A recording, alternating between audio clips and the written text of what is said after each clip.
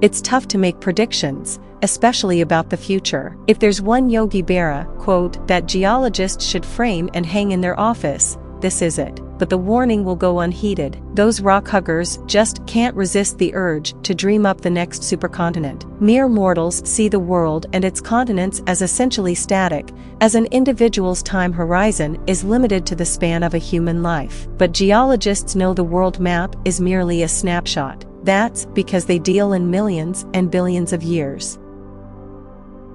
On that time scale, land masses shift and bend, break and merge. Continents combine into single supercontinents only to refragment into new continents, differently shaped and differently positioned. That's what geologists call a supercontinent cycle, and they take several hundreds of millions of years. They've happened several times before, and they will happen again. We listed some of the supercontinents that once were, for example, Pangea, and had a look at 4 of the likeliest scenarios for the next one. That short list was drawn up by a trio of scientists in an article published in Global and Planetary Change in 2018. One of those 4 scenarios is called Amasia, because one of its defining features is the collision between America and Asia. America sounded too silly, and anyway it's already taken. Will our future Earth, hundreds of millions of years hence, look like Amasia? Or will the next supercontinent rather resemble one of the other 3 scenarios?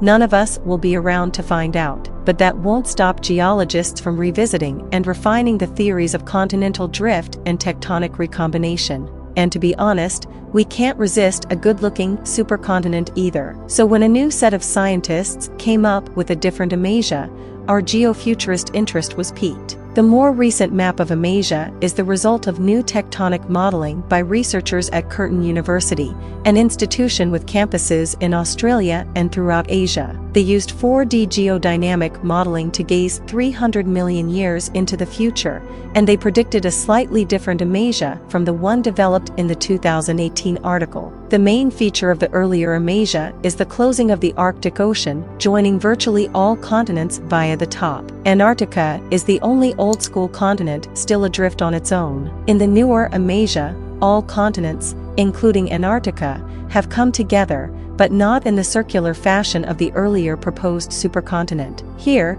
the Pacific Ocean has gone, bringing America and Asia together, but a Columbus of the distant future could still sail west from Europe to discover America. Interestingly, not only is Australia no longer an island in this version of Amasia, it will be surrounded by land entirely. To be precise, it will be squeezed in between East Asia and North America and blocked off by Antarctica and South America. In fact, Australia will be at the core of the massive land mass that is, or rather, will be, Amasia. In this version of the future, the Australian outback goes global. It is doubtful whether we would recognize much of the flora or any of the fauna of Amasia world so many millions of years into the future. We humans ourselves probably will no longer exist. What scientists do think they can say with some degree of certainty about Amasia is that the vast interior of the supercontinent will be very arid and hot. But of course, the next supercontinent likely will turn out completely different anyway. Hopefully, there's space below that Yogi Berra quote in the geology room for another one. The future ain't what it used to be.